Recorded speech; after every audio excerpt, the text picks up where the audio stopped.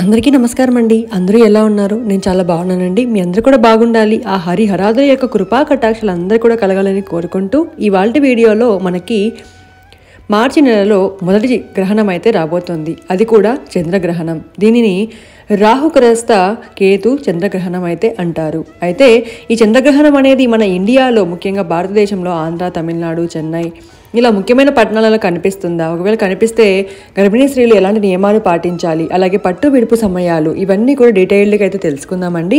Video అనేది ఎక్కడ skip చేయకుండా చూడండి. అప్పుడే మీకు నేను చెప్పిన ఇన్ఫర్మేషన్ అంతా కూడా అర్థమవుతుంది. ముందుగా చంద్రగ్రహణం అంటే తెలుసుకుందాం. చంద్రుడికి సూర్యుడికి మధ్య భూమి వచ్చినప్పుడు సూర్యుని కాంతి చంద్రుడిపై పడకుండా భూమి అడ్డుపడుతుంది. అప్పుడు ఆ చంద్రుడు భూమిపై ఉన్నవారికి కనిపించడు. దీన్నే మనము చంద్రగ్రహణము అంటారు.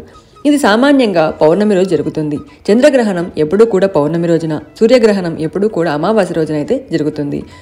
ఆ టైంలో మన భూమిపైన పడే కిరణాలు చాలా ప్రభావితంగా, విషపూరితంగా ఉంటాయి. అలాగే దానిని అంటే శుద్ధి చేయటానికి, అవి మనకి ప్రభావితం చేయకుండా ఉండటానికి మనము దర్భలని, తులసి దళాలని ఉపయోగించి శుద్ధి చేస్తూ ఉంటాము. అందుకే గర్భిణీ స్త్రీలు కూడా కొన్ని నియమాలు పాటించి పుట్టబోయే బిడ్డ ఆరోగ్యవంతునిగా, జ్ఞానవంతుడిగా ఉండాలని మనము నియమాలు అయితే పాటిస్తాము. అయితే ఈ సంవత్సరం మార్చి 25వ తేదీన మన ఇండియాలో కనిపిస్తుందా, అలాగే ఇతర దేశాల్లో ఉన్న వాళ్ళకి కనిపిస్తుందా, ఒకవేళ ఉంటే ఎలాంటి నియమాలు పాటించాలి? చంద్రగ్రహణం మార్చి 25, 2004లో మనకి ఏర్పడుతుందండి. పట్టు విడుపు సమయాలు చూసుకున్నట్లయితే పట్టు సమయం 10:23 ఉదయం, గుర్తుపెట్టుకోండి. ఉదయం 23 నుంచి 10:23 నుంచి ప్రారంభమయ్యి 3:02 వరకు, మధ్యాహ్నం వరకు అయితే ఉంటుంది. మధ్య సమయం 12:42 వరకు మనకి కనిపిస్తోంది. అయితే ఈ గ్రహణం పుణ్యకాలం మొత్తం కూడా 4:39. మీరు చూసుకున్నట్లయితే చంద్రుడు మనకు కనిపించేది రాత్రిపూట, అంటే పౌర్ణమి రోజున మనకు కనిపిస్తారు. కానీ ఇక్కడ మనకి చంద్రగ్రహణం ఏర్పడిన సమయం చూసుకున్నట్లయితే ఉదయం పూట. కాబట్టి మనకు చంద్రుడు కనిపించడు. కాబట్టి ఎటువంటి నియమాలు పాటించిన అవసరం లేదు. ఈ గ్రహణం అనేది మనకి ఇండియాలో ఎక్కడ కనిపించదు. కాకపోతే గర్భిణీ స్త్రీలు మాత్రం బయటికి రాకండి. ఎందుకంటే నేను మళ్ళీ వీడియో లాస్ట్లో చెప్తాను. ఇది మన ఇంకా ఇండియాలో కనిపించదు. కానీ ఈ టైం అనేది మారుతూ మనకి ఇతర దేశాల్లో అయితే ఉంటుంది. ఆ ఇతర దేశాలలో ఏది అంటే యూరప్, ఉత్తర తూర్పు ఆసియా, ఆఫ్రికా, దక్షిణ ఉత్తర అమెరికాలలో ఎక్కువగా కనిపిస్తుంది.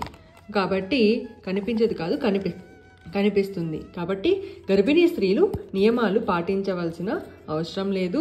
మనకి ఇండియాలో అయితే ఇక్కడున్న స్త్రీలు అయితే నియమాలు పాటించాలండి. ఇక్కడ వాళ్ళకి నైట్ కాబట్టి చంద్రుడు ఉంటాడు కాబట్టి నియమాలు అయితే పాటించాలి. మనం పాటించవలసిన అవసరం లేదు. కానీ ఒక్క జాగ్రత్త మాత్రం తీసుకోవాలి.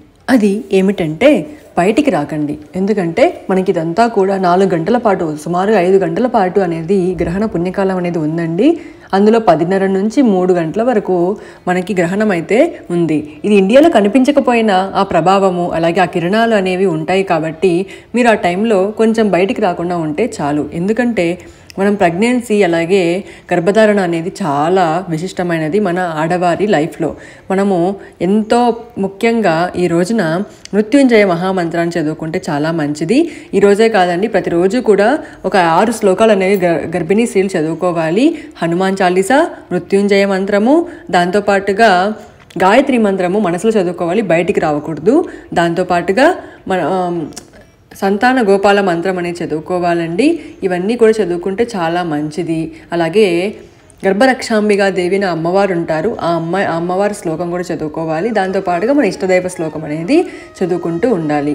అలాగే ప్రెగ్నెన్సీలో మనం చాలా జాగ్రత్తలు అనేవి పాటిస్తూ ఉంటాం కదా. కాబట్టి 25వ తేదీ కనీసం ఒక్కరోజు బయటికి రాకుండా ఉండండి, చాలా ఇంపార్టెంటు. ఇంకా డెలివరీ ఈరోజే, లేకపోతే పక్కాగా స్కాన్ ఈరోజు చేసుకోవాలి అలా అన్న వాళ్ళు మాత్రమే బయటికి వెళ్ళండి, లేకపోతే వెళ్ళకండి. ఈ ఒక జాగ్రత్త తీసుకోండి. అంతేకాకుండా ఈరోజు పౌర్ణమి కాబట్టి మిగిలిన వాళ్ళందరూ కూడా గుళ్ళన్నీ ఓపెన్లోనే ఉంటాయండి. తిరుమల కూడా ఎక్కడ క్లోజ్ చేయరు. అలాగే చక్కగా వెన్నెల పారాయణం, లలితాదేవి సహస్రనామాలు చదువుకొని పూజ చేసుకోండి, చాలా మంచిది. ఇదండి ఇవాల్టి వీడియో. ఈ వీడియో మీకు నచ్చింది అనిపిస్తే లైక్ చేయండి, మీ ఫ్రెండ్స్ అందరికీ, అలాగే ప్రెగ్నెంట్ లేడీస్కి అందరికీ కూడా షేర్ చేయండి. అలాగే ఎవరైనా కొత్తగా చూస్తున్నారు అనుకుంటే సబ్స్క్రైబ్ చేయడం మాత్రం మర్చిపోకండి. అందరూ కూడా బాగుండాలి, అందులో మనం కూడా ఉండాలని కోరుకుంటూ సర్వేజన సుఖినో భవంతు.